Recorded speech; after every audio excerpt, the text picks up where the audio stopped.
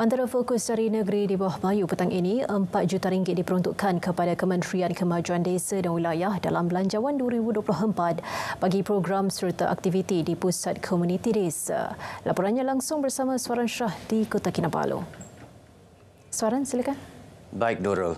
RM4 juta diperuntukkan kepada Kementerian Kemajuan Desa dan Wilayah KKDW dalam Belanjawan 2024 untuk meneruskan program dan aktiviti di Pusat Komuniti Desa PKD dalam usaha merapatkan jurang teknologi digital sekaligus meningkatkan taraf hidup dan kesejahteraan masyarakat luar bandar.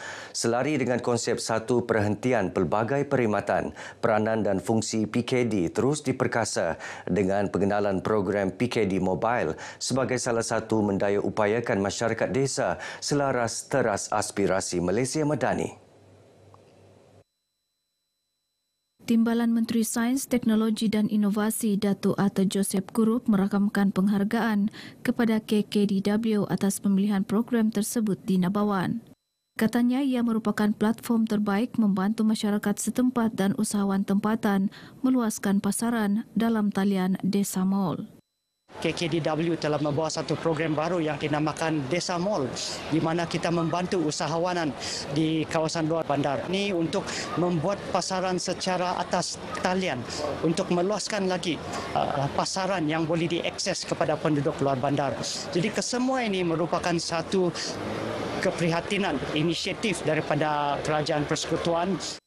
Datuk Arthur yang juga ahli Parlimen Pensiangan ditemui media selepas merasmikan program PKD Mobile 2023 di Nabawan.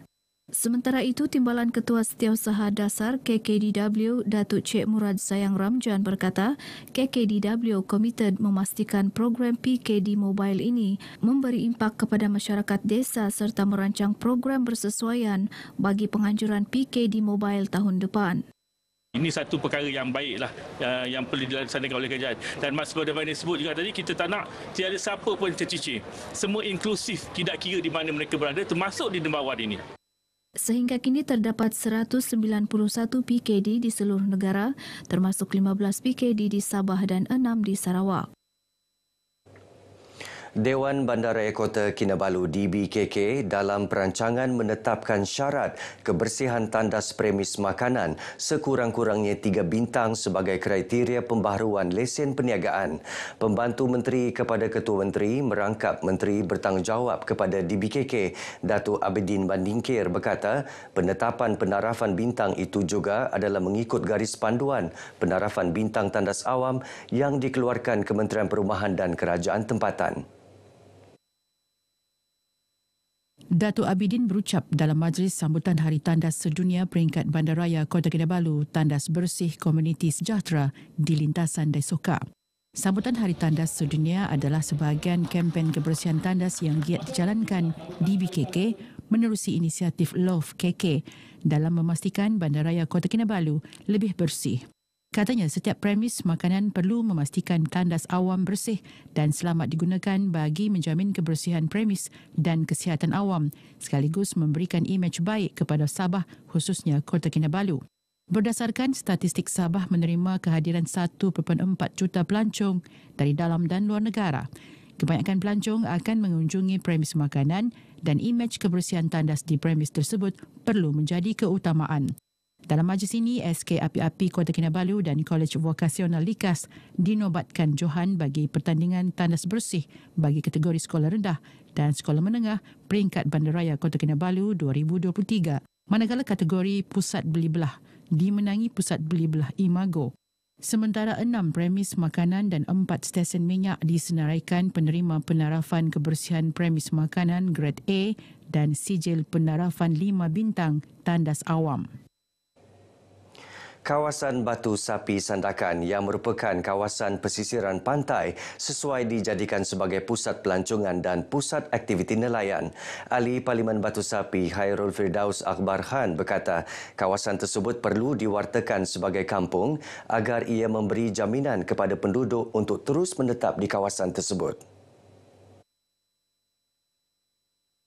Masyarakat di Batu Sapi ini masih tidak mempunyai kampung dari sudut pewartaannya. Ini menjadi tanda soal yang cukup besar. Dan saya rasa inilah masa yang paling sesuai untuk kita mewartakan kampung-kampung di Batu Sapi ini. Beliau berkata demikian kepada media selepas merasmikan program Volume Tourism di Taman Warisan Batu Sapi Sandakan. Mengenai program ini, Khairul Firdaus yang juga Timbalan Menteri Pelancongan Seni dan Budaya berkata, pihaknya dengan kerjasama strategik Majlis Perbandaran Sandakan MPS akan memastikan Taman Warisan Batu Sapi menjadi salah satu pusat tarikan kepada pelancong dalam dan luar negara. Kawasan terletaknya Bongkah Batu ini diwartakan sebagai Taman Warisan pada 2022. Penganjuran pertandingan Miss Tourism International di Sabah bukan sahaja mampu menjana ekonomi, malah memperkenalkan negeri ini di mata dunia. Penganjuran pertandingan bertaraf antarabangsa itu memperlihatkan keunikan dan kebudayaan yang ada di Sabah sekaligus mempromosikan destinasi pelancongan di negeri ini. Ketua Pegawai Eksekutif Pusat Konvensyen Antarabangsa Sabah SICC, Datuk Rosmawati Lasuki berkata, dengan adanya acara sedemikian, ia dapat menarik minat pengusaha produk pelancongan untuk datang ke Sabah bagi tujuan perjumpaan dan membuat pameran. Kebaikannya saya rasa setiap peserta tu ada dia punya IG, ada Facebook untuk melihatkan keadaan di sini.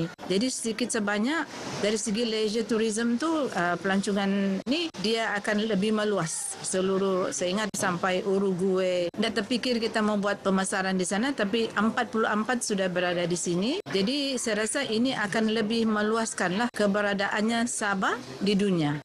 Beliau ditemui RTM sempena Sunset Dinner Miss Tourism International di SICC Kota Kinabalu.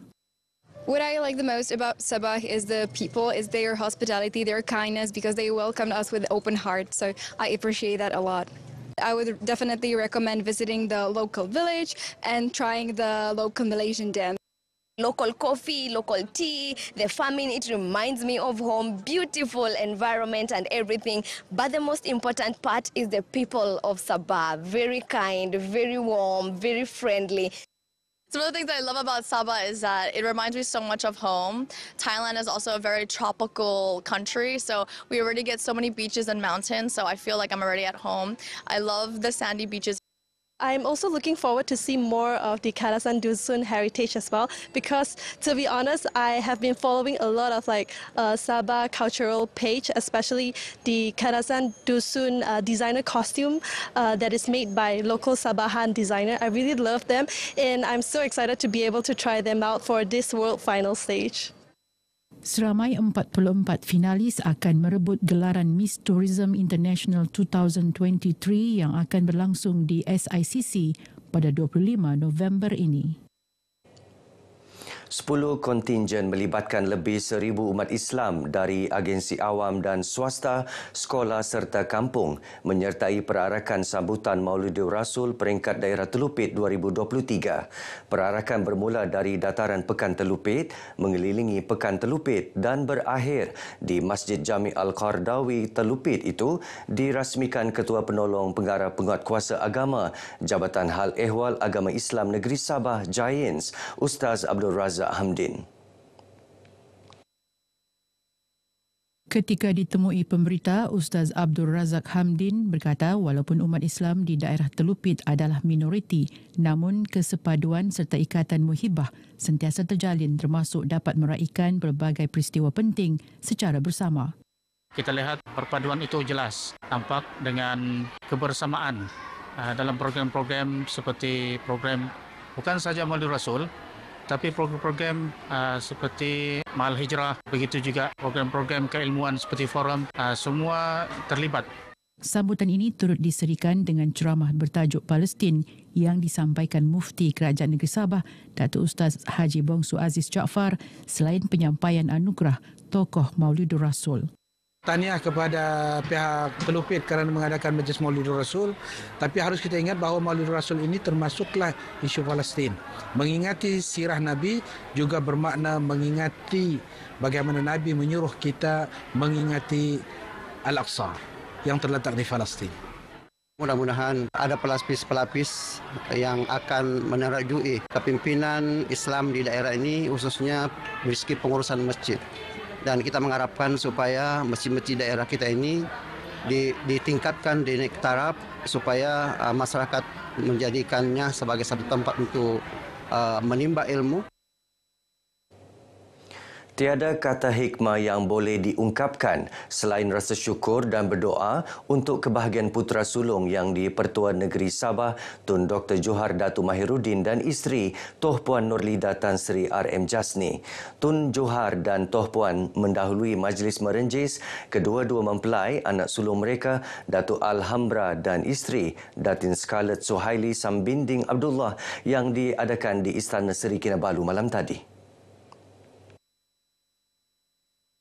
Hadir sama Konsul Jeneral Republik Indonesia di Kota Kinabalu, Rafael Walanggitan, Konsul Jeneral Brunei Darussalam di Kota Kinabalu, Hipni Matarsat dan Konsul Jeneral Republik Rakyat China di Kota Kinabalu, Dr. Huang Shifang.